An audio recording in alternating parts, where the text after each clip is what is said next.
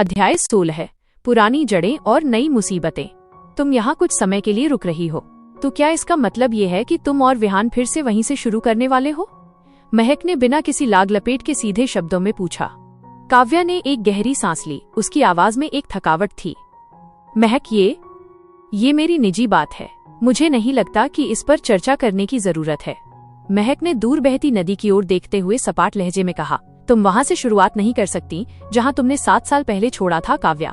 विहान अब वो मासूम लड़का नहीं रहा जिसे तुम जानती थी। उसने बहुत कुछ सहा है और उन जख्मों के निशान आज भी गहरे हैं। काव्या को अचानक एक तीखा गुस्सा महसूस हुआ।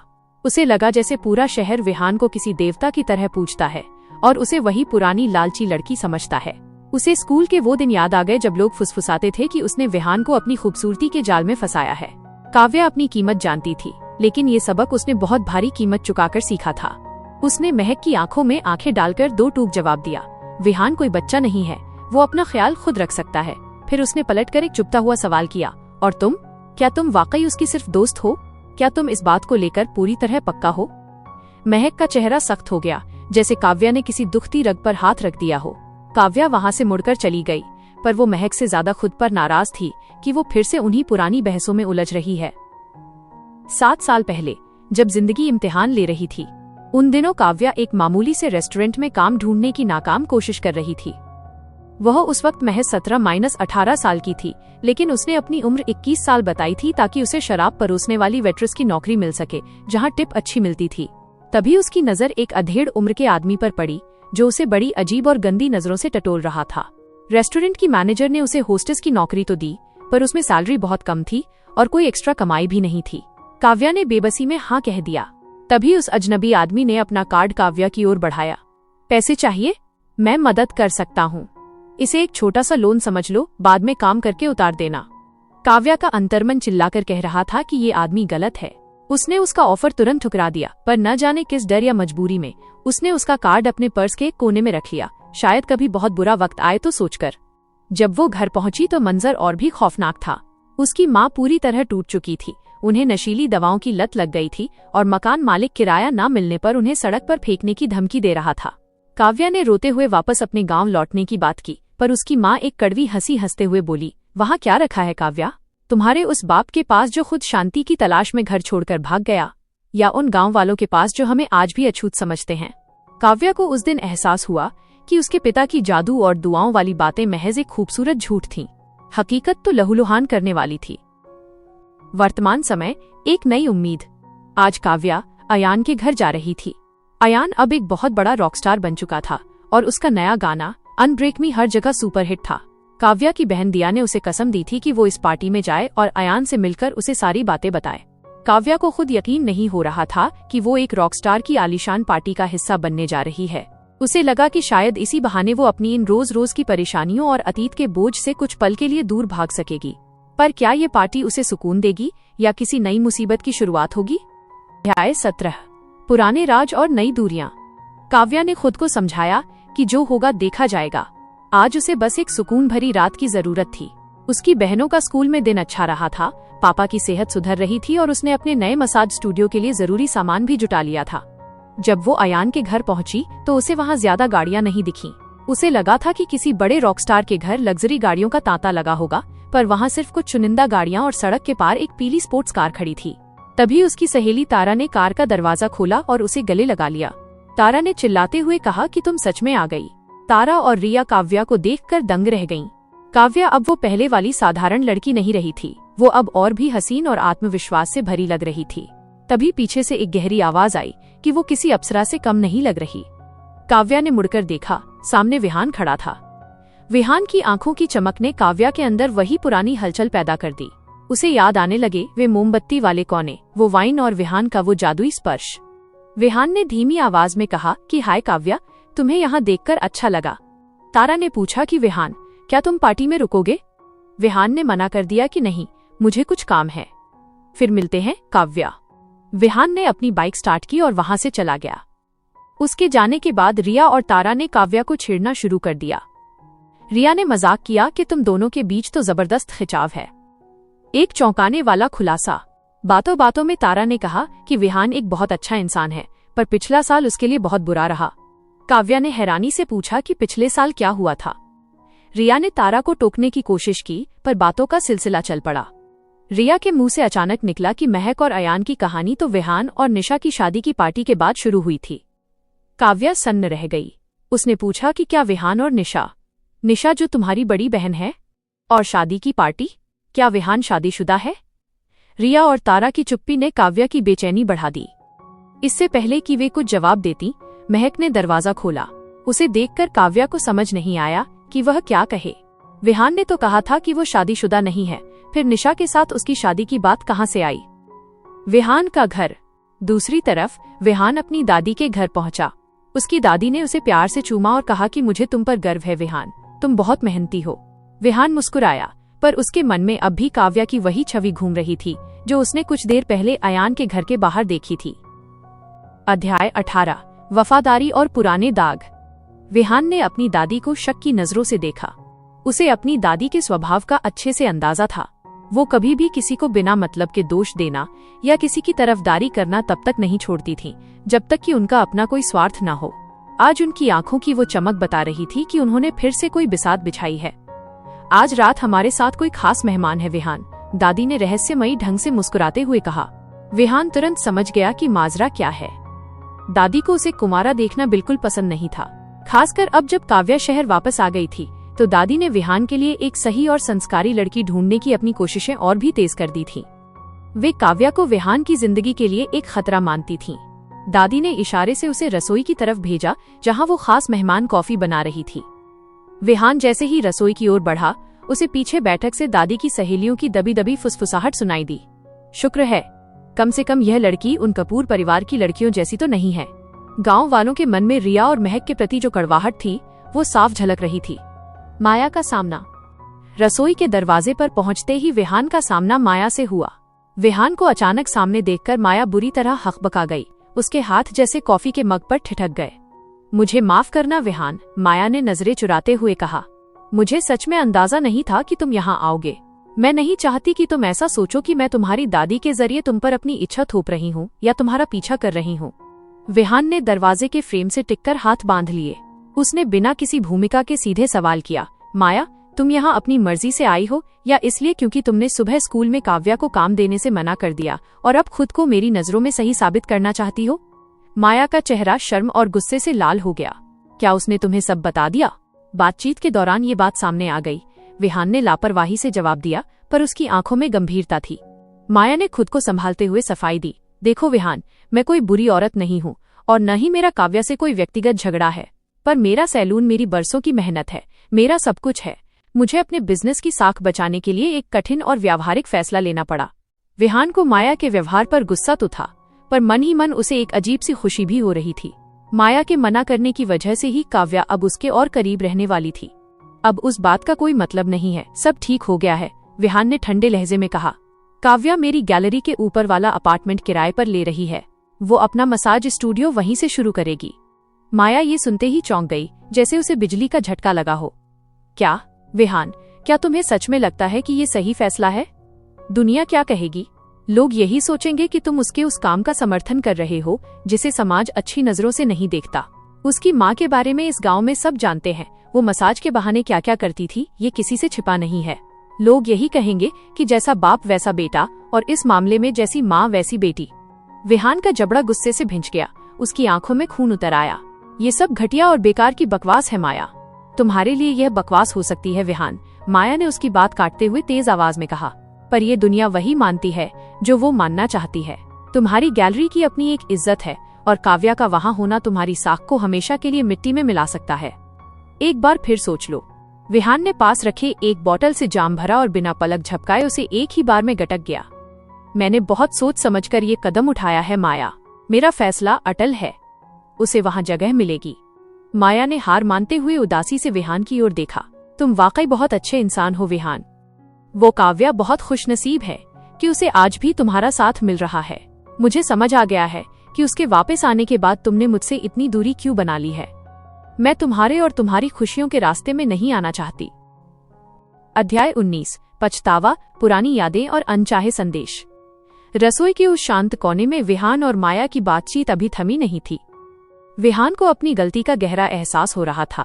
उसे लग रहा था कि उसने काव्या के आने के बाद माया को जिस तरह नजरअंदाज किया, उसने उसे बहुत चोट पहुंचाई है। लेकिन माया ने बड़ी समझदारी से माहौल को हल्का कर दिया।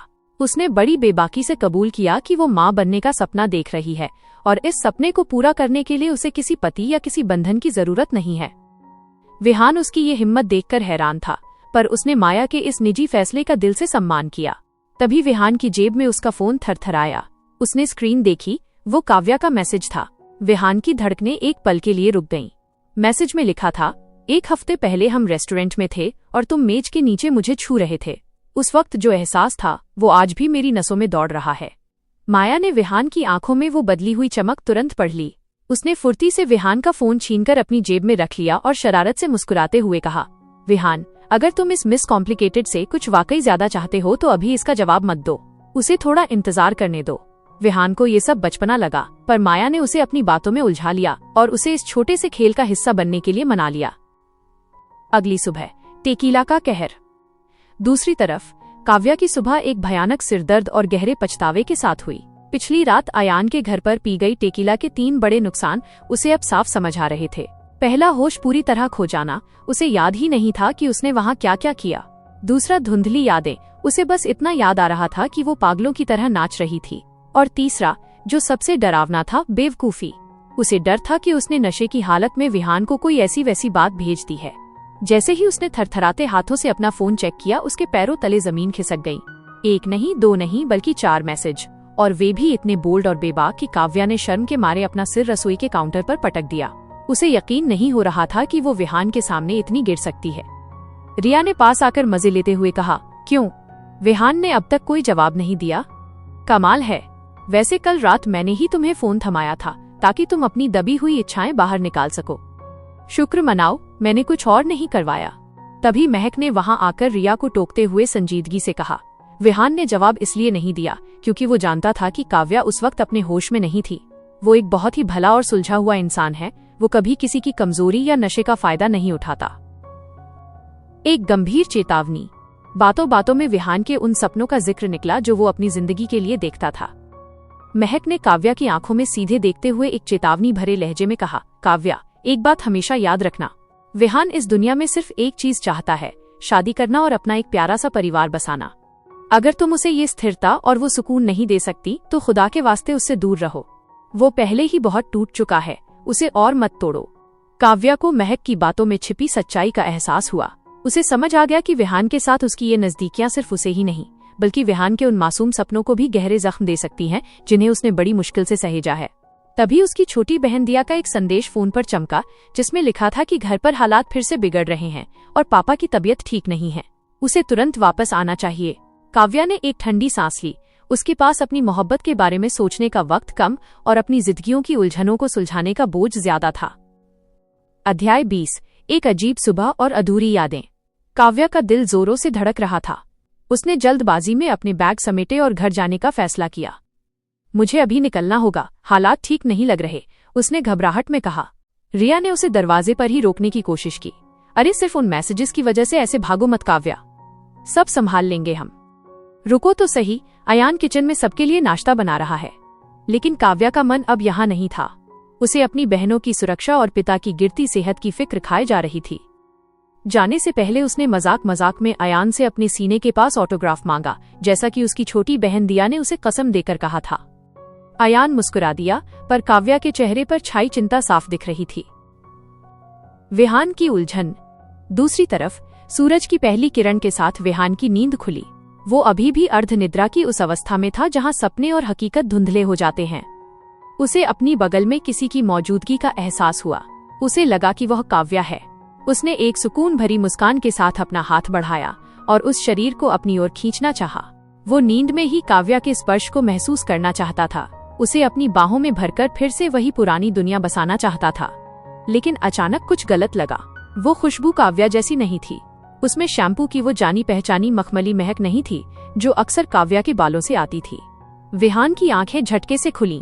कमरे की छत देखते ही उसे एहसास हुआ कि वो अपने घर के बिस्तर पर नहीं बल्कि अपनी दादी के घर के उस पुराने कमरे में था। और जैसे ही उसने अपनी बगल में देखा, उसके होश उड़ गए।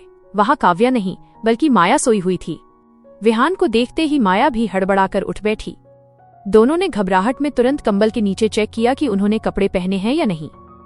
राहत की एक लंबी सांस दोनों के गले से निकली जब उन्होंने देखा कि वे दोनों पूरी तरह से कपड़ों में थे, वही कपड़े जो उन्होंने पिछली रात पार्टी में पहने थे। विहान, हमने अपनी दादी और उनकी सहेलियों की तरह कॉफी में शराब मिलाना कब से शुरू कर दिया? विहान ने अपना फटता हुआ सिर पकड़ते हुए पूछा। जब वे पोकर के खेल में हमें बुरी तरह हरा रही थीं, माया ने शर्म के मारे तकिए में अपना मुंह छिपाते हुए कहा। हमें लगा कि शायद शराब ही वो राज है जिससे वे जीत रही हैं, तो हमने भी पी ली और फिर पता नहीं कब यहीं ढेर हो गए। वो एहसास और वो मैसेजेस? माया ने डरे हुए और थोड़े झिझकते स्वर में पूछा। विहान, क्या काव्या को ये जानकर बुरा लगेगा? मतलब, हमने कुछ किया तो नहीं ना? विहान ने उसे भरोसा दिलाया। चिंता मत करो माया, हमने सिर्फ नींद ली है और कुछ नहीं। हम दोनों थके हुए थे। शायद माया धीरे से बुदबुदाई, लेकिन रात को नींद में किसी का हाथ मुझ पर जरूर था। वो स्पर्श बहुत अपना सा लग रहा था। विहान ने शर्मिंदगी से अपना हाथ अपने चेहरे पर फेरा। वह सच जानता था। मुझे माफ करना माया, मुझे धुंधलके में लगा था कि तुम काव्या हो। विहान को अब धीरे धीरे रात की बातें याद आने लगीं। दादी ने ही जोर दिया था कि रात काफी हो गई है और वे दोनों यहीं रुक जाएं। माया और विहान ने रात को काफी बातें की थीं। माया वाकई एक अच्छी दोस्त थी और उसने बड़ी सादगी से काव्या के बारे में भी काफी कुछ पूछा था। तभी विहान को बिजली के झटके की तरह याद आया काव्या के वो मैसेजेस। विहान ने तुरंत माया से अपना फोन मांगा। माया ने अपनी जेब से फोन निकालकर विहान की ओर उछाला। विहान ने जैसे ही अपनी उंगलियों से फोन की स्क्रीन ऑन की, उसकी आंखें फटी की फटी रह गईं। पिछली रात उस एक मैसेज के बाद काव्या ने 3 और मैसेजेस भेजे थे, और वे मैसेजेस वे इतने बोल्ड और बेबाक थे कि उन्हें पढ़कर विहान का होश उड़ना लाजमी था। उन मैसेजेस ने रात की सारी थकान को एक पल में खत्म कर दिया और विहान के अंदर एक नई हलचल पैदा कर दी। 21 मजबूरी का सौदा और अंधेरा अतीत। दोपहर की ढलती हुई धूप कंधों को झुलसा रही थी, लेकिन उस तपिश से कहीं ज्यादा गहरी थी वो पछतावे की चुभती हुई खामोशी जिसने विहान और काव्या को अपनी गिरफ्त में ले रखा था। अतीत को चाहकर भी बदला नहीं जा सकता था और विहान को अब अपनी अंतरात्मा में ये गहराई से एहसास हो रहा था कि काव्या को पूरी तरह माफ करने के लिए शायद उसे हर कड़वे सच का जानना जरूरी नहीं है। कभी कभी इंसान की खामोशी उसके लफ्जों से ज्यादा दर्द बयां कर देती है। विहान ने काव्या की नम आंखों में झांकते हुए धीरे से कहा, काव्या, मैं वादा करता हूँ, ये वादा सिर्फ साथ देने का नहीं था, बल्कि उस भरोसे को फिर से जिंदा करने का था जिसे वक्त ने कुचल दिया था। 7 साल पहले, अतीत की बेबसी। सूरज ढल चुका था और अंधेरे ने अपनी चादर फैला दी थी। तभी एक आलीशान गाड़ी और उसका ड्राइवर काव्या को लेने पहुंचा। काव्या को पहले ही सख्त हिदायत दी गई थी कि वो कुछ क्लासी और आकर्षक कपड़े पहने। काव्या का दिल किसी अनहोनी की आशंका से बैठा जा रहा था, पर वो बार बार खुद को झूठा दिलासा दे रही थी कि जो वो सोच रही है वैसा कुछ नहीं होगा। उसने कांपते हाथों से एक काली स्कर्ट और सफेद बटन वाला ब्लाउज पहना और भारी कदमों से उस चमकती हुई लंबी गाड़ी लीमो में चढ़ गई। अंदर वही सफेद बालों वाला आदमी बैठा था, एंथनी।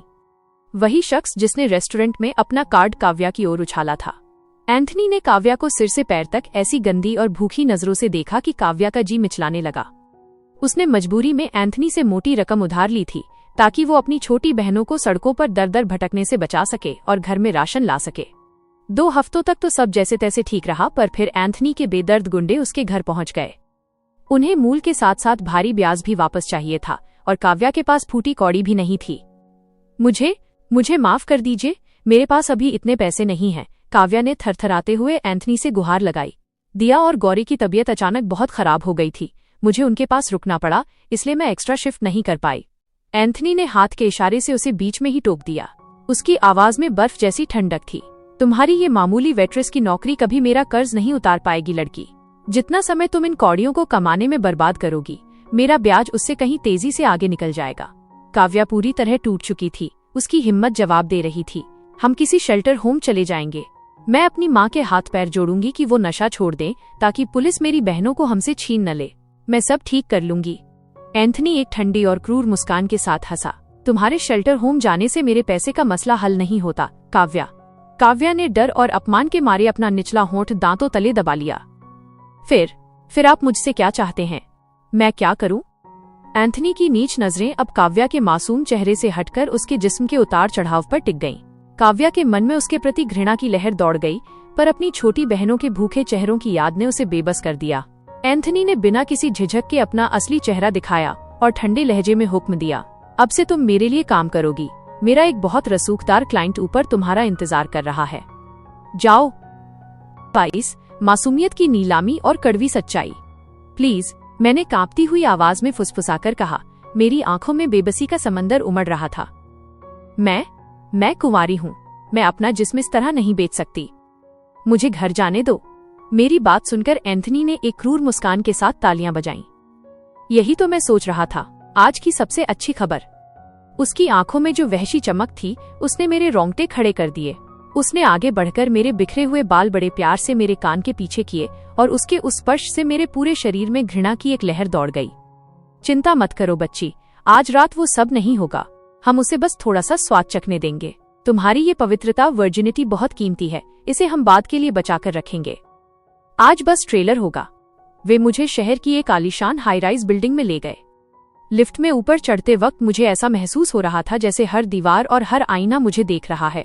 मुझे लगा जैसे वहां खड़े हर इंसान को पता है कि मैं यहाँ क्यों आई हूँ और मेरा सौदा कितने में हुआ है।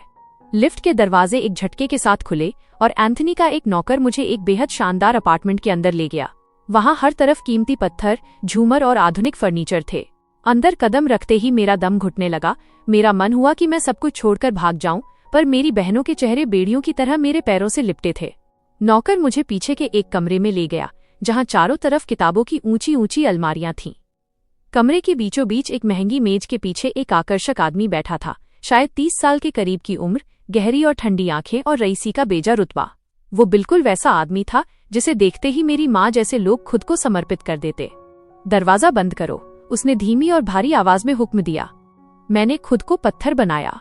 मैंने अपनी बंद आंखों से खुद को दिलासा दिया कि ये सच नहीं है, ये महज एक बुरा सपना है और सुबह होते ही सब गायब हो जाएगा। यहाँ आओ, उसने अपनी उंगली से पास आने का इशारा किया। मेरे पैर जैसे जमीन में धंस गए थे। भारी मन से मैंने एक कदम बढ़ाया, फिर दूसरा। मेरी रूह कांप रही थी। अपनी कमीज उतारो। मेरे हाथ बुरी तरह थरथरा रहे थे।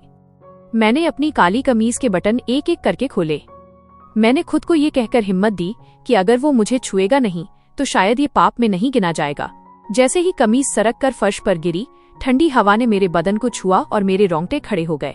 मैंने अपनी आंखें जोर से बंद कर ली और सिर्फ अपनी छोटी बहनों के बारे में सोचने लगी। अब अपनी ब्रा भी उतारो और मेरी तरफ देखो। मैंने धीरे से आंखें खोली। वो अपनी लालची और नंगी नजरों से मेरे शरीर के एक एक हिस्से को नाप रहा था। घृणा और शर्म की एक कड़वी लहर मेरे गले तक आ गई थी। तभी उसने अपनी पैंट के बटन खोले। मैं डर के मारे एक कदम पीछे हट गई। एंथनी ने वादा किया था कि आज रात कोई शारीरिक संबंध नहीं होगा। ठीक उसी वक्त मेरे बैग में फोन बज उठा। वो विहान की रिंगटोन थी, वही धुन जो मुझे दुनिया की सबसे खूबसूरत लड़की होने का एहसास दिलाती थी। आज रात नहीं, उस आदमी ने मुस्कुराते हुए कहा, पर बहुत जल्द। तुम्हारी उम्र क्या है? 16 साल? हाँ, मैंने झूठ बोला था क्योंकि मैं अपनी उम्र से काफी छोटी दिखती थी और उन्हें छोटी लड़कियां ही चाहिए थीं। परफेक्ट, तुम इस धंधे में बहुत आगे जाओगी। वो रिंगटोन की मीठी धुन उस गंदे कमरे के सन्नाटे में किसी शोर की तरह चुभ रही थी। विहान के साथ बिताई मेरी मासूम दुनिया अब मुझसे कोसों दूर लग रही थी।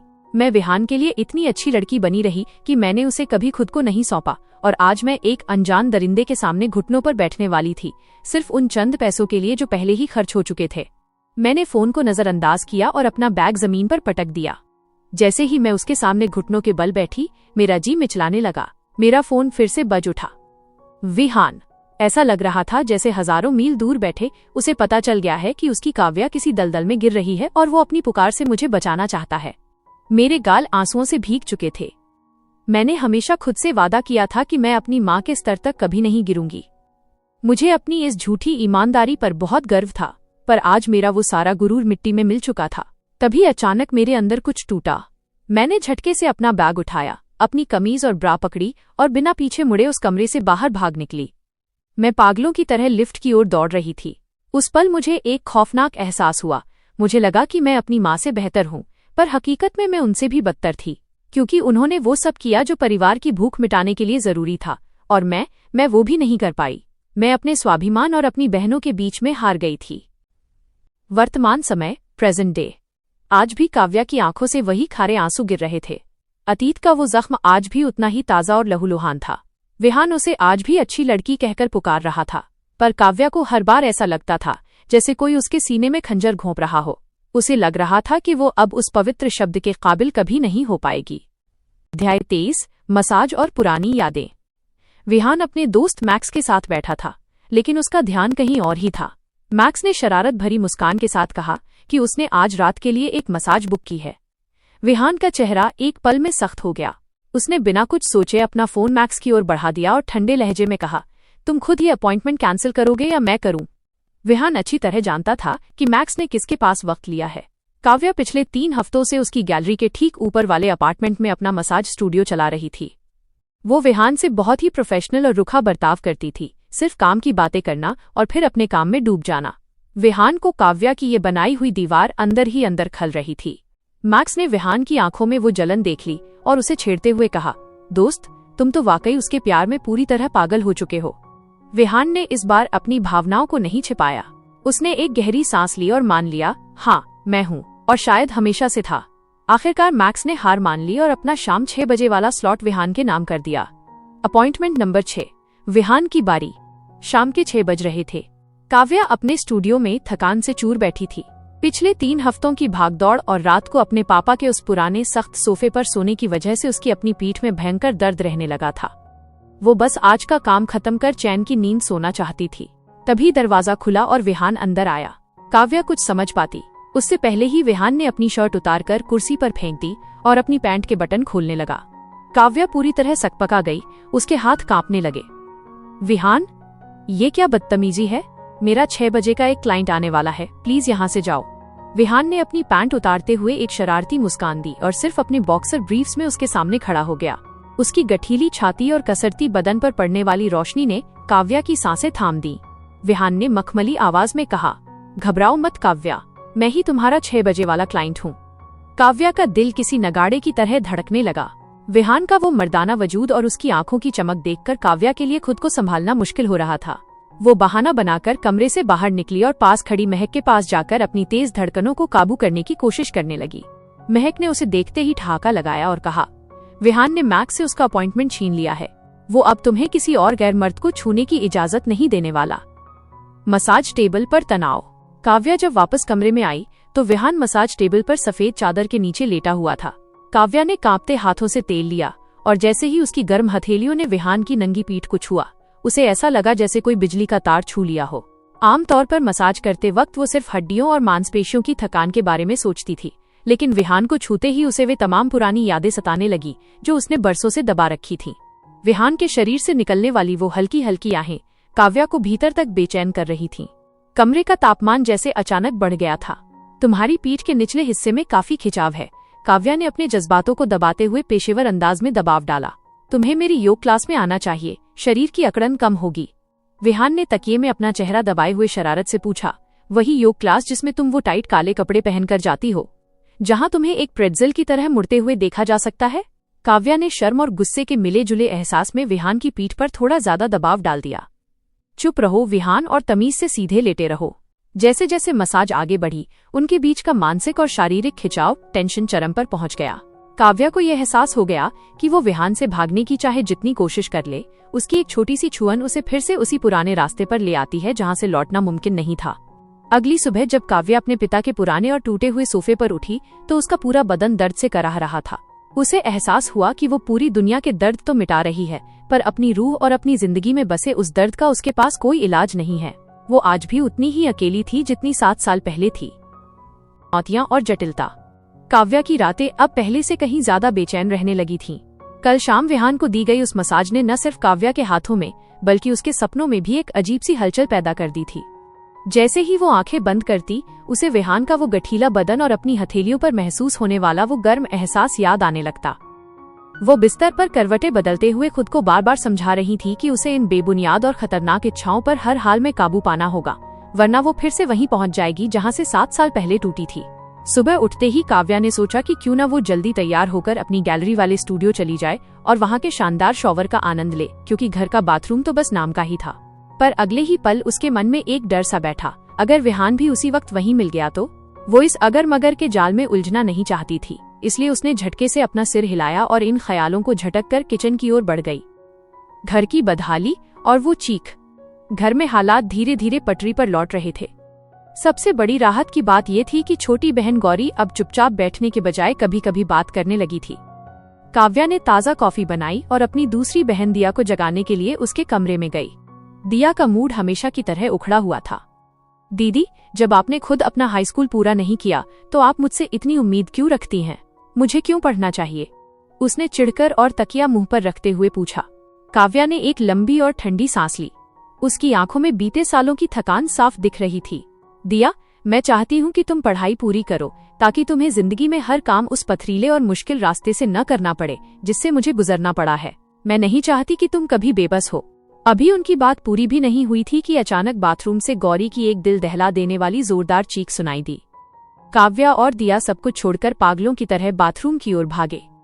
ओ माय गॉड, ये कितना घिनौना है। मुझे इस नरक जैसी जगह से नफरत है। दिया अंदर का नजारा देखते ही चिल्ला उठी। गौरी बाथटब के किनारे पर कांपते हुए खड़ी थी और पर्दे को कसकर पकड़े हुए थी। उसकी डरी हुई आंखें जमीन पर एक कोने में टिकी थीं। तभी पीछे से उनके पिता भी हड़बड़ाते हुए वहां आ पहुंचे। काव्या ने अपने गुस्से और घिन को काबू में करते हुए पत्थर जैसी आवाज में कहा, पापा, आपके इस घर में चूहे घूम रहे हैं। उस एक चूहे ने काव्या के दिन भर के बचे कुचे सुकून को भी मिट्टी में मिला दिया था। उसे एहसास हुआ कि यहाँ की चुनौतियां सिर्फ भावनात्मक नहीं बल्कि बुनियादी भी हैं। विहान की उलझन। दूसरी तरफ सुबह की ताज़ा और ठंडी हवा के बीच विहान माया के साथ नदी के किनारे जॉगिंग कर रहा था। उस पोकर वाली रात के बाद विहान के मन से माया को लेकर सारी हिचकिचाहट खत्म हो गई थी। अब वे दोनों फिर से वही पुराने और सहज दोस्त बन गए थे। तो विहान, सच बताओ, काव्या के साथ अब क्या चल रहा है? क्या चीजें कुछ कम उलझी हैं या अभी भी वहीं अटकी हो? माया ने दौड़ते हुए गहरी सांस लेते हुए पूछा। विहान ने एक फीकी मुस्कान के साथ जवाब दिया, चीजें अभी भी जटिल हैं माया, बल्कि यूं कहो कि महाजटिल हैं। उसने आगे बताया कि जब उसकी दादी को ये पता चला कि काव्या उसकी गैलरी के ठीक ऊपर वाला कमरा किराए पर ले रही है तो उन्होंने उसे लगातार 30 मिनट तक खानदान की इज्जत और परंपराओं पर एक लंबा भाषण सुना डाला। माया ने विहान के कंधे पर सहानुभूति भरा हाथ रखते हुए कहा, ओ विहान, तुम्हें तो पहले से ही अंदाजा होना चाहिए था कि ये होने वाला है। तुम्हारी दादी और ये गांव काव्या को इतनी आसानी से नहीं अपनाएंगे। विहान खामोश हो गया।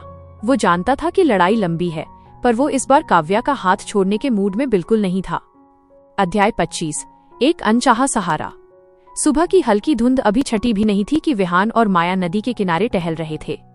हवा में एक ठंडक थी, लेकिन विहान के मन में काव्या को लेकर एक अनकही तपिश थी। माया ने चलते चलते रुककर विहान की आंखों में झांका और वो सवाल पूछ लिया जो गांव का हर शख्स पूछना चाहता था। विहान, सच बताओ, तुम काव्या का और कब तक इंतजार करोगे? क्या तुम्हें नहीं लगता कि तुम अपनी जिंदगी रोक कर खड़े हो? विहान कुछ पल के लिए ठिठका, फिर एक लंबी सांस लेकर सच कह दिया, माया, मैं तब तक उसका इंतजार करूंगा जब तक मेरा दिल यह न मान ले कि हमारे बीच अब उम्मीद की आखिरी किरण भी बुझ चुकी है, और फिलहाल वो किरण अभी भी जल रही है। विहान के दरवाजे पर काव्या। विहान जब जॉगिंग से घर पहुंचा और एक ठंडे शॉवर के बाद सिर्फ जिम शॉर्ट्स पहनकर बाहर निकला, तभी उसके दरवाजे की घंटी बजी। उसने जैसे ही दरवाजा खोला, सामने काव्या खड़ी थी। विहान को उस हालत में देखकर काव्या की सांसें जैसे अटक सी गईं। गीले बिखरे बाल, चौड़े मजबूत कंधे और बदन पर चमकती पानी की कुछ बूंदें। विहान अब वो 7 साल पहले वाला दुबला पतला लड़का नहीं रहा था। वो अब एक मुकम्मल और बेहद आकर्षक मर्द बन चुका था। काव्या, तुम इस वक्त यहाँ? विहान ने अपनी आवाज को जितना हो सके उतना सहज रखने की कोशिश की। काव्या की जुबान जैसे तालू से चिपक गई थी। उसकी नजरें विहान के जिस्म से हट ही नहीं रही थीं। उसने थूक निगला और कहा, हाँ विहान, दरअसल मुझे तुमसे एक छोटा सा एहसान चाहिए था। विहान ने उसे अंदर आने का इशारा किया। काव्या जैसे ही अंदर बढ़ी, वो विहान के आलीशान और करीने से सजे घर को देखकर दंग रह गई। विहान ऊपर कपड़े बदलने गया और काव्या रसोई की ओर बढ़ गई। वो इतनी नर्वस थी कि उसने खुद को व्यस्त रखने के लिए कॉफी बनाना शुरू कर दिया। विहान के इतने करीब होना उसे हमेशा उन क्या होता अगर वाली सोच के अंधेरे कुएं में धकेल देता था। क्या होता अगर मैं उस रात एंथनी से पैसे न लेती? क्या होता अगर माँ हमें जबरदस्ती यहाँ से न ले गई होती? क्या आज मैं इस घर की मालकिन होती? एक चौंकाने वाला प्रस्ताव। कुछ देर बाद विहान काली टी शर्ट पहनकर नीचे आया। तो बताओ काव्या, क्या परेशानी है? मैं तुम्हारी क्या मदद कर सकता हूँ? काव्या ने उंगलियों को आपस में भींचते हुए हिचकिचाते हुए कहा। विहान, पापा के घर में वहाँ चूहे निकले हैं। लड़कियाँ, खासकर गौरी और दिया, बहुत डरी हुई हैं। वहाँ रुकना नामुमकिन हो गया है। क्या मैं उन दोनों को कुछ दिनों के लिए गैलरी के ऊपर वाले अपार्टमेंट में शिफ्ट कर सकती हूँ? मैं तुम्हें उसका एक्स्ट्रा किराया भी दे दूंगी। विहान ने अपने माथे पर बल डालते हुए हैरानी से कहा, काव्या, तुम पागल हो गई हो? वहाँ एक ही कमरा है और उसी में तुम्हारा मसाज स्टूडियो भी है। तुम 3 लोग वहाँ एक छोटे से सोफे पर कैसे रहोगी? काव्या हताश हो गई, उसकी आंखों में आंसू छलक आए। हम मैनेज कर लेंगे विहान। मेरे पास फिलहाल किसी होटल में रुकने के पैसे नहीं हैं। बस कुछ दिनों की बात है। विहान ने उसकी हताशा देखी और उसकी आंखों में गहराई से देखते हुए कहा, काव्या, तुम सीधा और आसान समाधान क्यों नहीं देख रही हो? क्या मतलब? काव्या ने चौंक कर पूछा। विहान ने अपने बड़े और खूबसूरत घर की ओर बाहें फैलाकर इशारा किया। यह घर, यहाँ बहुत जगह है काव्या। तुम और तुम्हारी दोनों बहनें यहीं शिफ्ट हो जाओ जब तक तुम्हारे पापा के घर में पेस्ट कंट्रोल वाले काम खत्म न कर लें और तुम वहाँ की मरम्मत न करा लो। तुम सब यहीं रहो। यह सुरक्षित भी है और आरामदायक भी। काव्या सन्न रह गई। उसे उम्मीद नहीं थी कि विहान इतनी बड़ी बात इतनी आसानी से कह देगा। विहान की ये उदारता उसके पुराने जख्मों पर मरहम जैसा काम कर रही थी, लेकिन उसे समाज और अपनी मर्यादा का डर भी था। विहान, हम तुम पर बोझ नहीं बनना चाहते। लोग क्या कहेंगे? ये कोई बोझ नहीं है काव्या, और लोगों की परवाह करना मैंने बहुत पहले छोड़ दिया है, विहान ने बड़ी शांति और दृढ़ता से कहा। काव्या ने खिड़की के बाहर देखा, जहां धूप तेज हो रही थी। उसने अपनी बहनों के डरते हुए चेहरों को याद किया और हार मान ली। ठीक है विहान, मैं सिर्फ इसलिए हाँ कह रही हूँ क्योंकि ये मेरी बहनों की सुरक्षा के लिए सही है। यकीन मानो, अगर बात सिर्फ मेरी होती तो मैं मर जाती, पर कभी न मानती। विहान के चेहरे पर एक संतोष भरी मुस्कान आ गई। उसे पता था कि काव्या का इस घर में आना उनकी अधूरी कहानी का एक नया अध्याय शुरू करने जैसा था। अध्याय 26, ईर्ष्या, रॉकस्टार लाइफ और पुराना बिस्तर। विहान ने एक तिरछी मुस्कान के साथ काव्या को चिढ़ाया। वैसे मुझे पता है काव्या, अगर तुम्हारी बस चलती तो तुम मुझसे और मेरे इस हॉट शरीर से कोसों दूर रहती, है ना? काव्या अपनी घबराहट छिपाते हुए हंस पड़ी। बिल्कुल सही बात है, खुद पर इतना गुमान अच्छा नहीं विहान। लेकिन उनकी हंसी अभी थमी भी नहीं थी कि रसोई के सन्नाटे में एक अजनबी महिला की आवाज गूंजी। विहान, क्या यहाँ हेयर ड्रायर मिलेगा? सामने माया खड़ी थी। उसके बाल गीले थे और उसने शरीर पर सिर्फ एक सफेद तौलिए वाला बाथरोब लपेट रखा था। उसे उस हालत में देखकर काव्या का दिल जैसे धक से बैठ गया। सिर्फ दोस्त?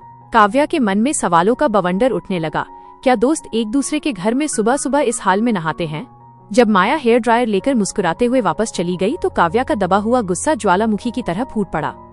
विहान, मुझे लगता है कि हमें तुम्हारे अपार्टमेंट में ही रुकना चाहिए। तुम्हारी गर्लफ्रेंड को हम सबका यहाँ रहना कतई पसंद नहीं आएगा। और वैसे, क्या उसे पता है कि 1 महीने पहले तुम एक सार्वजनिक जगह पर मेरे साथ क्या कर रहे थे?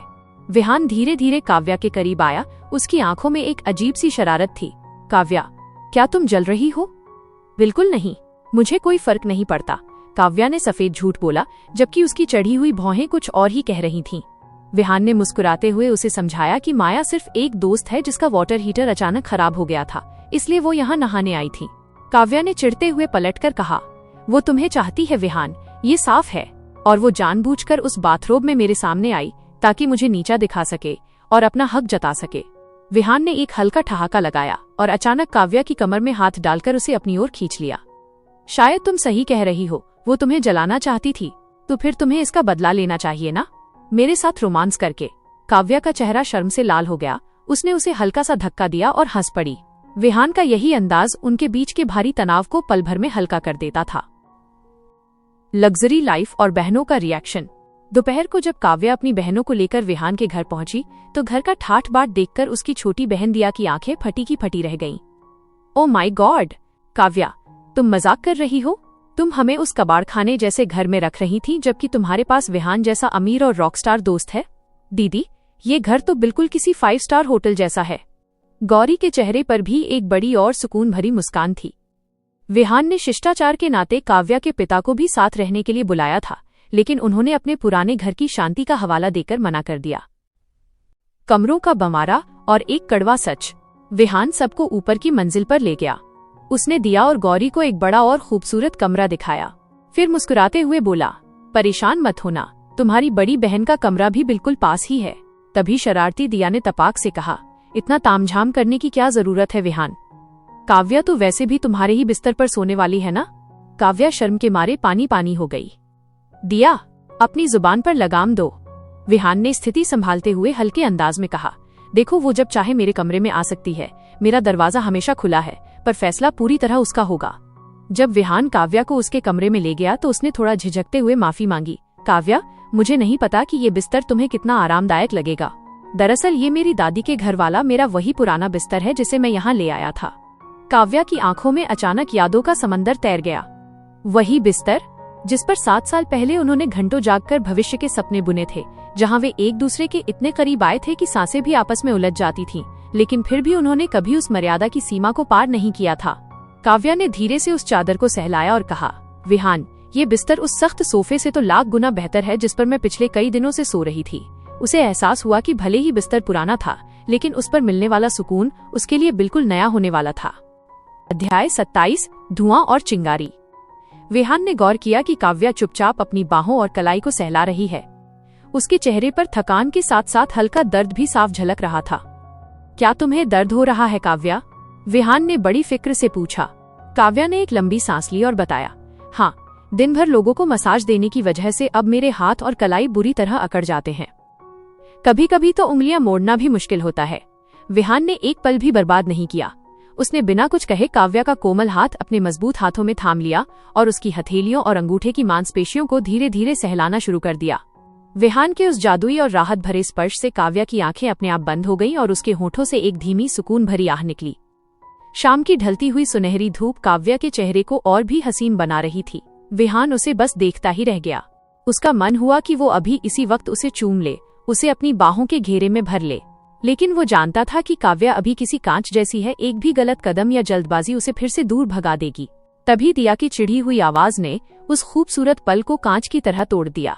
गंभीरता से, तुम दोनों बस ये कमरा मुझे दे दो और खुद नीचे विहान के कमरे में शिफ्ट हो जाओ। ये बीच रास्ते में रोमांस करना बंद करो। दिया की बात सुनकर काव्या ने झटके से अपना हाथ छुड़ा लिया और उसका चेहरा शर्म से लाल हो गया। सहेलियों की रात, मस्ती और खुलासे। शाम को रिया का मैसेज आया और काव्या अपनी सहेलियों के साथ शहर के मशहूर ब्रेडीज बार पहुंची। काव्या के दिमाग में अभी भी घर की परेशानियों का बोझ था। छत टपक रही थी, बाहर की लकड़ी सड़ चुकी थी और घर का चूल्हा भी जवाब दे चुका था। मरम्मत की लंबी लिस्ट और खाली बटुआ उसे बार बार परेशान कर रहा था। जैसे ही वो बार के अंदर पहुंची, उसके कान के पास विहान की वही मखमली आवाज गूंजी, क्या तुम मेरा पीछा कर रही हो काव्या? काव्या ने पलटकर देखा। विहान अपने दोस्तों समीर और मैक्स के साथ वहां खड़ा था। विहान उस सफेद शर्ट में न्यूक्लियर हॉट लग रहा था। काव्या का दिल अंदर ही अंदर चिल्लाकर उसे मेरा विहान कहना चाहता था, पर वो जानती थी कि इन ख्यालों को दिल में जगह देना खुद को आग में झोंकने जैसा है। समीर ने मुस्कुराते हुए मजाक में पूछा, वैसे काव्या, तुम्हारा नया रूममेट विहान कैसा है? कहीं वो दूध सीधे डिब्बे से तो नहीं पीता या तौलिए फर्श पर तो नहीं छोड़ता? काव्या ने मुस्कुराते हुए जवाब दिया, वो एक शानदार होस्ट है और ये इंतजाम सिर्फ कुछ दिनों के लिए है, जब तक मेरा घर ठीक नहीं हो जाता। दिल की बातें और सुलगती ईर्ष्या। विहान के अपने दोस्तों के साथ आगे बढ़ने के बाद लड़कियां अपनी बातों में मशगूल हो गईं। तारा, हन्ना ने एक लंबी और उदास सांस ली।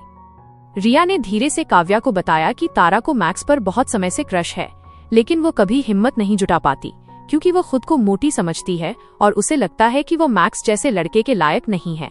काव्या और रिया ने उसे बहुत समझाया कि वो जैसी है वैसी ही बहुत खूबसूरत है, पर तारा का आत्मविश्वास बुरी तरह डगमगाया हुआ था। फिर रिया ने असली और गर्मागर्म मुद्दा छेड़ा, काव्या, आधा शहर इस बात की चर्चा कर रहा है कि तुम और तुम्हारी बहनें विहान के घर शिफ्ट हो गई हो। हमें तो ये बात अपनी मम्मी की सहेलियों से पता चली, तुमने हमसे ये बात क्यों छिपाई? काव्या ने बात को हल्का करने की कोशिश की, अरे बस कुछ दिनों की मजबूरी है, इसमें बताने जैसा कुछ खास था ही नहीं। तारा ने अपनी बियर का घूंट भरते हुए शरारत से कहा, पगली, तूने विहान को देखा है? जब वो लड़का तुझे देखता है ना, तो उसकी आंखों में प्यार की इतनी तेज आग होती है कि हमें यहाँ बैठे बैठे धुएं की महक आने लगती है। और अब तो तुम दोनों एक ही छत के नीचे रह रहे हो, कुछ तो पक रहा है। काव्या ने मुस्कुराकर नजरें झुका ली, पर उसका दिल जानता था कि तारा की बातें सिर्फ मजाक नहीं बल्कि एक हकीकत थी जिसे वो खुद से भी छिपा रही थी। अध्याय 28, सार्वजनिक ऐलान और कड़वी हकीकत। सच बताओ काव्या, तुम उसके साथ सोई हो ना? रिया ने अपनी आंखों में शरारत भरते हुए धीरे से पूछा। काव्या ने एक लंबी सांस ली और अपनी सहेली के कान के पास झुककर फुसफुसाते हुए कहा, नहीं रिया, मैं उसके साथ नहीं सोई। मैं उसे एक बार पहले ही खो चुकी हूँ और उस दर्द को दोबारा सहने की हिम्मत मुझ में नहीं है। वैसे भी क्रिसमस के बाद मैं यहाँ से चली जाऊंगी, तो इन उम्मीदों का क्या फायदा? तभी विहान अपनी टेबल छोड़कर उनकी ओर बढ़ाया। रिया ने मौका देखते ही मजाक किया, विहान हो या कोई और, मैंने आज तय कर लिया है कि मैं काव्या को आज रात किसी के साथ सेट करके ही रहूंगी। विहान ने एक दिलकश मुस्कान के साथ जवाब दिया, सच्ची सहेली तो वाकई ऐसी ही होनी चाहिए जो अपनी दोस्त की खुशियों का ख्याल रखे। मैक्स का खुलासा और ईर्ष्या का तड़का। पूरा ग्रुप अब एक साथ बैठ गया था। तभी विहान के फोन की स्क्रीन चमक उठी। माया का मैसेज था जिसमें उसने आज रात ड्रिंक के लिए मिलने की जिद की थी। विहान ने शालीनता से मना कर दिया, पर पास बैठे मैक्स ने काव्या के सामने पोल खोलते हुए कहा, माया यार, उसे इशारा समझ क्यों नहीं आता? वो विहान को दिन रात गंदे और बोल्ड मैसेज भेजती रहती है। काव्या का चेहरा एक पल में सख्त हो गया। उसके अंदर ईर्ष्या की एक लहर दौड़ गई। रिया ने जलती आग में घी डालते हुए कहा, गंदे मैसेज? क्या वे काव्या के उन नशे में भेजे गए मैसेजेस से भी ज्यादा गंदे हैं? काव्या शर्म से पानी पानी हो गई। उसका मन हुआ कि वो जमीन में धंस जाए। विहान ने स्थिति को बिगड़ते देख काव्या का नरम हाथ अपने मजबूत हाथ में थामा और उसे भीड़ से दूर ज्यूक बॉक्स के पास ले गया। वो धुन और वो यादगार चुंबन। ज्यूक बॉक्स पर जैसे ही काव्या ने सिक्का डाला, वहाँ 9 इंच नेल्स का वही पुराना गाना बजने लगा। ये वही धुन थी जिसे 7 साल पहले वे विहान के कमरे में घंटों साथ बैठकर सुना करते थे। संगीत की उन लहरों ने उन्हें पुरानी यादों के भंवर में डाल दिया, जब काव्या अपनी गरीबी और मजबूरियों से दूर एक नई दुनिया बसाना चाहती थी और विहान अपनी दादी की उम्मीदों के भारी बोझ से आजादी चाहता था। विहान ने काव्या की आंखों में देखा, जिनमें आज भी वही अधूरापन था। उसने काव्या की कमर में हाथ डाला और उसे धीरे से पीछे धकेलते हुए बार के एक शांत कोने में दीवार से सटा दिया। विहान, तुम ये क्या कर रहे हो? काव्या ने लड़खड़ाती आवाज में फुसफुसाकर पूछा। वही जो मुझे बहुत पहले कर देना चाहिए था, विहान ने जवाब दिया। विहान ने बिना किसी हिचकिचाहट के अपना चेहरा काव्या के करीब झुकाया। उसकी गर्म सांसें काव्या के चेहरे पर महसूस हो रही थीं। अगले ही पल विहान ने अपने होंठ काव्या के कांपते हुए होठों पर रख दिए। ये कोई साधारण चुंबन नहीं था, इसमें बरसों का इंतजार, अधूरी चाहत और गहरा सस्पेंस छिपा था। विहान ने उसे बहुत ही कोमलता और अधिकार के साथ चूमा, जैसे वो पूरे शहर को ये संदेश देना चाहता हो कि काव्या ही उसकी इकलौती पसंद है और हमेशा रहेगी। काव्या का शरीर जैसे पिघलने लगा। उसने अपनी उंगलियां विहान के बालों में फंसा दी।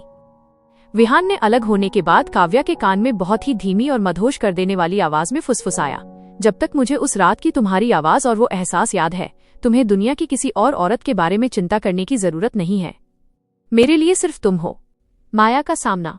तभी काव्या की नजर विहान के कंधे के पीछे पड़ी और उसका रोमांटिक मूड अचानक गायब हो गया।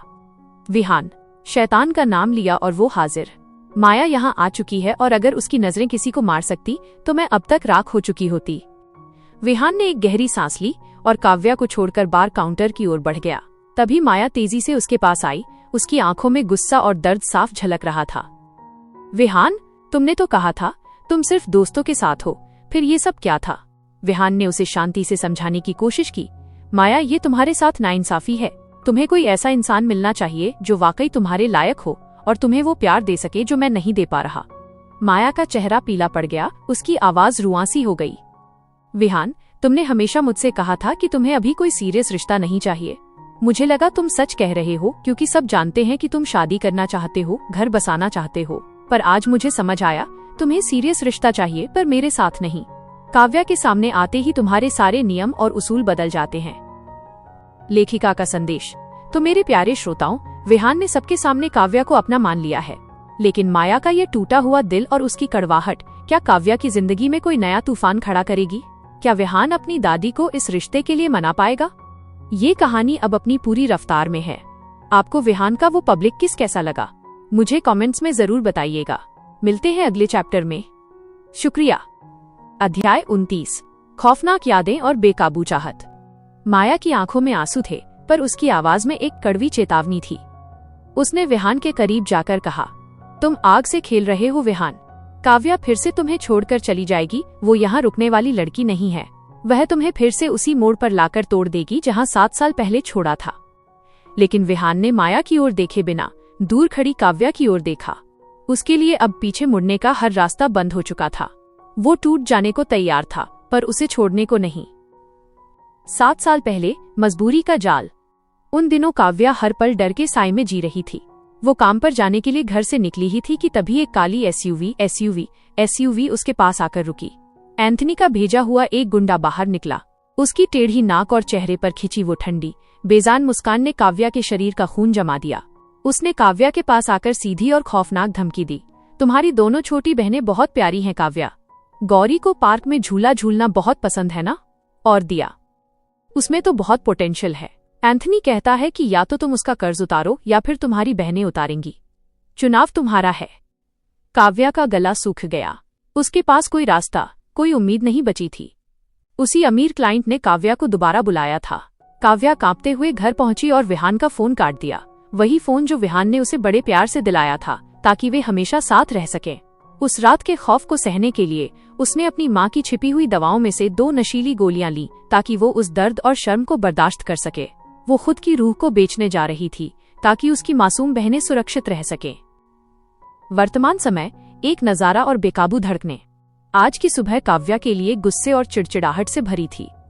उसे पता चला कि दिया आज फिर स्कूल नहीं गई है।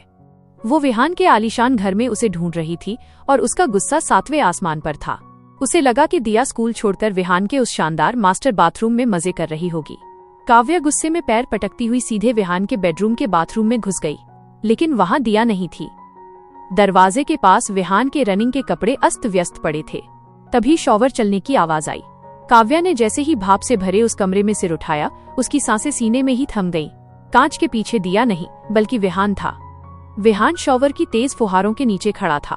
उसका एक मजबूत हाथ दीवार पर टिका था और वो अपनी आंखें बंद किए खुद को आनंद देने में मशगूल था। शॉवर का पानी उसके चौड़े कंधों, गठीली मांसपेशियों और पीठ से फिसलकर नीचे जा रहा था। उसकी लंबी और सधी हुई हरकतें देखकर काव्या के पैर जैसे फर्श से चिपक गए। काव्या को पता था कि उसे वहां से तुरंत निकल जाना चाहिए, पर उसका जिस्म जैसे पत्थर का हो गया था। विहान का वो रॉकस्टार जैसा गठीला बदन, उसके चेहरे पर बिखरी वो शिद्दत और उसकी गहरी भारी आहें काव्या के अंदर एक अजीब सी आग लगा रही थीं। उसे समझ नहीं आ रहा था कि वो चुपचाप पीछे हट जाए या फिर उस कांच के दरवाजे को खोलकर उस बहते पानी के नीचे विहान की बाहों में समा जाए। काव्या ने एक लंबी और गर्म सांस ली। उसे एहसास हुआ कि उसके अंदर की चाहत अब काबू से बाहर हो रही है। उसने मन ही मन सोचा, शायद उसे भी इस वक्त एक शॉवर की सख्त जरूरत है, एक बहुत ही ठंडे शॉवर की, ताकि वो अपनी नसों में दौड़ती इस तपिश को शांत कर सके। अध्याय 30, शॉवर, स्वीकारोक्ति और समर्पण। काव्या ने अपने दिमाग को लाख बार चीख चीख कर वहां से भाग जाने को कहा, लेकिन उसका शरीर जैसे किसी अदृश्य जंजीर से बंध गया था। वो अपनी पलकें झपकाना भी भूल गई थी।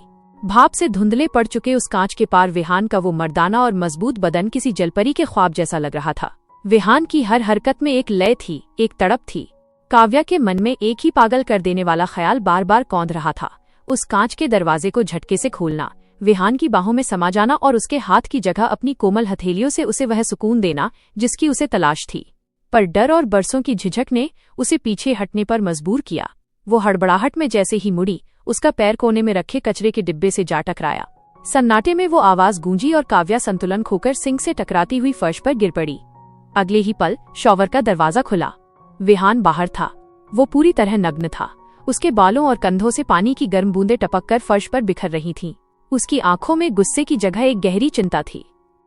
काव्या, क्या तुम ठीक हो? कहीं चोट तो नहीं लगी? काव्या के गले में जैसे कांटे चुभने लगे। उसकी आवाज बुरी तरह लड़खड़ाई। हाँ, मैं दिया को ढूंढ रही थी। मुझे लगा वो यहाँ है। भले ही काव्या बहाना बना रही थी, पर उसकी नजरें बेकाबू होकर विहान के तराशे हुए शरीर पर फिसल रही थीं। वो उसे छूना चाहती थी, उसे अपनी रग रग में महसूस करना चाहती थी। विहान ने उसकी आंखों की उस प्यास को पढ़ लिया। उसने एक मदहोश कर देने वाली शरारती मुस्कान दी और कहा, काव्या, दिया यहाँ नहीं है, यहाँ सिर्फ मैं हूँ और तुम हो। विहान ने अपना हाथ बढ़ाया और बड़े प्यार से काव्या को सहारा देकर खड़ा किया।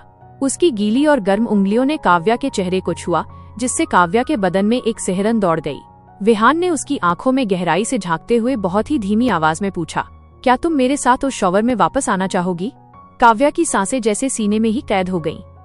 विहान, ये बहुत लुभावना है, इतना कि मैं खुद को खो रही हूँ। विहान एक कदम और करीब आया। उसका गर्म और गीला शरीर काव्या के लिबास से सट गया। उसने काव्या के कान के पास झुककर अपनी गर्म सांसों से उसे दहला दिया। तुम्हें पता है, जब मैं अंदर था और मुझे एहसास हुआ कि तुम मुझे देख रही हो, तो वो मेरी जिंदगी के सबसे कामुक पलों में से एक था। मुझे अच्छा लगा कि तुम मुझे चाह रही हो। काव्या चौंक गई। उसका चेहरा शर्म से लाल हो गया। तुम्हें पता था कि मैं वहां खड़ी हूँ? विहान ने उसे कमर से पकड़कर और करीब खींच लिया। अब उनके बीच हवा की भी जगह नहीं बची थी। मैं पहले से ही तुम्हारे बारे में सोच रहा था, काव्या। मैं सोच रहा था कि अगर तुम यहाँ मेरे साथ इस बहते पानी के नीचे होती तो मैं तुम्हें कैसे प्यार करता, कैसे अपने साबुनी हाथों को तुम्हारे बदन के हर उस हिस्से तक ले जाता जहाँ आज तक कोई नहीं पहुँचा। मैं चाहता हूँ कि आज तुम यहाँ मेरी बाहों में इतनी जोर से मेरा नाम पुकारो कि पूरी दुनिया को पता चल जाए कि तुम सिर्फ मेरी हो। काव्या के अंदर एक बेकाबू लहर दौड़ गई। उसने विहान के चेहरे को अपने दोनों हाथों में थाम लिया, उसके गीले बालों में अपनी उंगलियां फंसा दी। विहान ने उसकी धड़कनों को महसूस करते हुए आश्वासन दिया, मैं तुम्हें किसी ऐसी चीज के लिए मजबूर नहीं करूंगा काव्या, जिसके लिए तुम तैयार नहीं हो। बस अपनी आंखें खोलो और मुझे बताओ कि तुम्हें क्या चाहिए। काव्या ने जवाब देने की जगह अपने प्यासे होंठ विहान के होंठों से सटा दिए। यह चुंबन गहरा, कच्चा और बेकरार था। विहान ने बहुत ही कोमलता और सावधानी से उसे वापस चूमा, जैसे उसे अब भी डर हो कि काव्या फिर से कोई सपना बनकर टूट जाएगी। लेकिन काव्या अब भागने वाली नहीं थी। उसने विहान के सीने की सख्त मांसपेशियों को महसूस किया और फिर धीरे से बड़ी हिम्मत जुटाकर अपना हाथ विहान के पेट के निचले हिस्से तक ले गई। जैसे ही काव्या की उंगलियों के पोरों ने विहान को छुआ, विहान की सांसें उखड़ गईं। उसके मुंह से एक भारी और दबी हुई आह निकली, जीसस। काव्या, तुम मुझे पागल कर दोगी। बाथरूम की भाप और बहते पानी के संगीत के बीच 7 साल का इंतजार खत्म हो रहा था। आज कोई पर्दा नहीं था, कोई राज नहीं था, बस 2 जिस्म थे जो एक दूसरे में खो जाने को बेताब थे। अध्याय 31, अधूरा सुकून और आधी रात का खेल। बाथरूम की उस भाप भरी हवा में काव्या ने अपनी बरसों की हिचकिचाहट और लोक लाज को किनारे कर दिया। उसने विहान को वो चरम सुख दिया जिसकी कल्पना वो कुछ देर पहले उस धुंधले कांच के पीछे खड़े होकर कर रही थी। विहान के लिए वो पल किसी पवित्र प्रार्थना के स्वीकार होने जैसा था। उसकी आंखें बंद थीं और वो काव्या की छुअन के हर एक कतरे को अपनी रूह में उतार रहा था। जब विहान की सांसें थमी, उसने काव्या को कसकर अपनी बाहों में भर लिया और उसके कान के पास फुसफुसाया, काव्या, तुम वाकई अद्भुत हो। तुमने मुझे फिर से जिंदा कर दिया है। लेकिन जैसे ही विहान के हाथ काव्या के कपड़ों के बटनों की ओर बढ़े और उसने उसे पूरी तरह अपना बनाना चाहा, काव्या अचानक ठिठक गई। दीवार के उस पार से उसे अपनी छोटी बहन दिया के कमरे से आती संगीत की तेज आवाज सुनाई दी। दिया, वो घर पर है। काव्या हड़बड़ाकर विहान की बाहों से आजाद हुई और अपनी बिखरी हुई जुल्फें संभालती हुई बाहर की ओर भागी। दिया का गुस्सा और समाज का ताना। लिविंग रूम का नजारा किसी तूफान से कम नहीं था। काव्या और दिया के बीच तीखी बहस छिड़ गई। काव्या का गुस्सा इस बात पर था कि दिया स्कूल छोड़कर घर पर मजे कर रही थी। मुझे समझ नहीं आता कि ये हाई स्कूल पूरा करना तुम्हारे लिए इतना बड़ा मुद्दा क्यों है। तुमने भी तो अपनी पढ़ाई बीच में ही छोड़ दी थी और देखो तुम आज ठीक ठाक तो हो, दिया ने चिल्लाते हुए कड़वाहट के साथ कहा। काव्या का चेहरा गुस्से से तमतमा उठा। उसने पलटवार किया, ठीक, क्या तुम्हें वाकई मेरी आर्थिक स्थिति और मेरी ये भागदौड़ ठीक लगती है? मैं नहीं चाहती कि तुम कभी उस बेबसी का स्वाद चखो जो मैंने चखा है। तभी दिया ने गुस्से में वो बात कह दी जिसने काव्या के दिल को छलनी कर दिया। तुम उस ब्रैंडन के साथ रहती तो शायद बेहतर रहती। कम से कम वो तुम्हारा और हमारा ख्याल तो रखता था। और ये सब उस बकवास से तो बेहतर ही होता जो स्कूल में लोग आज तुम्हारे बारे में फुसफुसा रहे हैं कि तुम यहाँ विहान के साथ इस घर में क्या गुल खिला रही हो। काव्या जैसे अंदर से टूट गई। वो निढाल होकर सोफे पर बैठ गई और अपना सिर झुका लिया। अपनी बड़ी बहन की आंखों में वो गहरा दर्द देखकर दिया को तुरंत अपनी गलती का एहसास हुआ। उसने दबी आवाज में माफी मांगी और तेजी से सीढ़ियों की तरफ भाग गई। काव्या वहीं बैठी रह गई। उसे पल भर के लिए लगा कि शायद उसे अपनी बहनों को विहान के घर लाकर कोई बहुत बड़ी गलती कर दी है। रात की तन्हाई और वो मदहोश कॉल। रात का सन्नाटा गहरा हो चुका था। दिया और गौरी अपने कमरों में सो चुकी थीं, पर काव्या की आंखों से नींद कोसों दूर थी। वो अपने बिस्तर पर लेटी छत को ताक रही थी। उसका मन बार बार कर रहा था कि वो नीचे जाए, विहान का दरवाजा खटखटाए और उसकी उन मदहोश कर देने वाली नजरों के जादू में फिर से खो जाए। पर उसका डर उसे रोक रहा था। उसे पता था कि विहान के करीब जाना उस आग के पास जाने जैसा है जो उसे जलाकर राख कर सकती है। तभी अंधेरे कमरे में उसके फोन की स्क्रीन चमक उठी। विहान का कॉल था। काव्या ने कांपते हाथों से फोन कान से लगाया। कैसा रहा तुम्हारा वो ठंडा शॉवर? क्या उसने आग बुझा दी? विहान की आवाज में एक अजीब सी कशिश और शरारत थी। काव्या के चेहरे पर एक फीकी मुस्कान आ गई। शानदार था विहान, गर्म भी और शायद बहुत जरूरी भी। विहान ने दूसरी तरफ से बहुत ही धीमी और भारी आवाज में कहा, काव्या, अपने कमरे का दरवाजा अंदर से लॉक कर लो। काव्या ने उठकर कुंडी घुमाई और वापस बिस्तर पर आ गई। क्यों विहान, क्या तुम मुझे अंदर कैद करना चाहते हो या फिर खुद को बाहर रखना चाहते हो? विहान ने एक गहरी सांस ली। उसकी आवाज अब और भी कामुक हो गई थी। तुम्हें इस बात की चिंता करने की बिल्कुल जरूरत नहीं है कि मैं ऊपर आऊंगा या नहीं। आज रात हम इसे वैसे ही करेंगे जैसे 7 साल पहले फोन पर किया करते थे। अपनी आंखें बंद करो काव्या और महसूस करो कि मैं तुम्हारे ठीक पीछे खड़ा हूँ। काव्या की सांसें तेज होने लगीं। 7 साल पहले का वो खेल, वो अधूरी चाहत और फोन पर सुनी जाने वाली वो सिसकियां। सब कुछ वापस लौट आया था। रात अभी जवान थी और विहान की आवाज का जादू शुरू हो चुका था। दोस्तों, उम्मीद है आपको अध्याय 31 का ये सस्पेंस और रोमांस पसंद आया होगा। काव्या और विहान के बीच की ये आधी रात की कॉल क्या रंग लाएगी, ये जानने के लिए बने रहिए स्टोरी ईडल के साथ। अगर आप चाहते हैं कि मैं विहान और काव्या की इस कहानी का अगला हिस्सा और भी जल्दी लेकर आऊं, तो बस 50 लाइक्स का टारगेट पूरा कर दीजिए। जैसे ही 50 लाइक्स होंगे, अगला धमाकेदार और रोमांटिक एपिसोड आपके सामने होगा। तो जल्दी से लाइक बटन दबाएं, कमेंट में अपनी राय दें और अगर नए हैं तो सब्सक्राइब करना न भूलें। तब तक अपना ख्याल रखें, खुश रहें। अलविदा, बाय बाय।